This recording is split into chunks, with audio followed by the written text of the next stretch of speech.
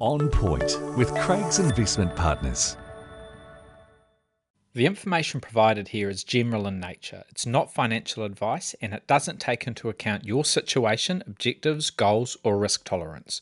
All investments are subject to risk and none are guaranteed. So before you make any investment decisions, we recommend you contact an investment advisor. For more information about our services or to view the Craig's Investment Partners Financial Advice Provider Disclosure Statement, you can go to our website, which is craigsip.com. Welcome to On Point. I'm Mark Lister, Investment Director at Craig's Investment Partners, and I'll be talking about a range of topics including economics, portfolio strategy, investor education, and anything else that's happening out there in financial markets. Please engage with us. We love to get feedback, questions, and comments on this material, and if you enjoy it, please rate it, or even better, share it with a friend or colleague.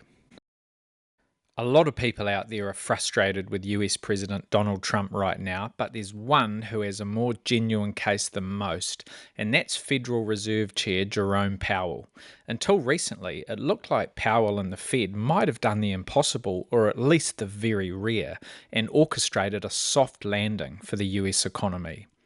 A soft landing is always the goal when a central bank embarks on an interest rate hiking cycle to knock inflation on the head. There's no official definition, but it basically means getting price increases under control without causing a recession or a major economic slowdown in the process.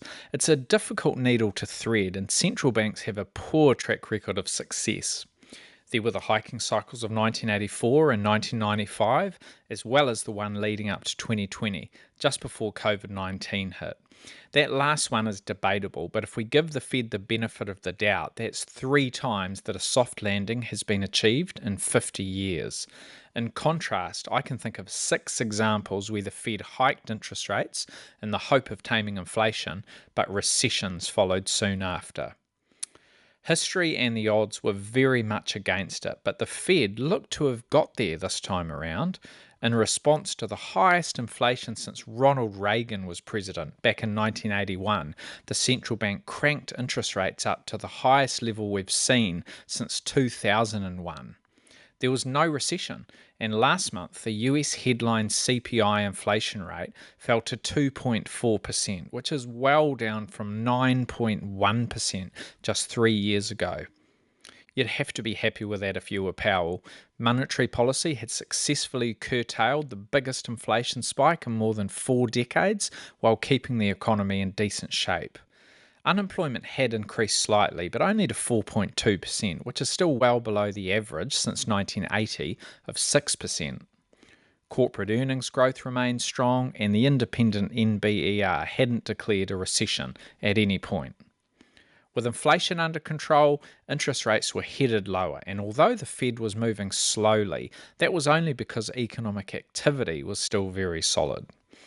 Nobody thought he could do it, with plenty of highly regarded economists predicting a US recession in 2022 as the impact of higher interest rates were felt, then pushing out those forecasts to 2023 and then 2024.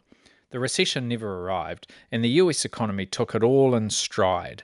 The Fed had succeeded, and Powell's legacy was set to be one of him having achieved what few others could, the elusive soft landing.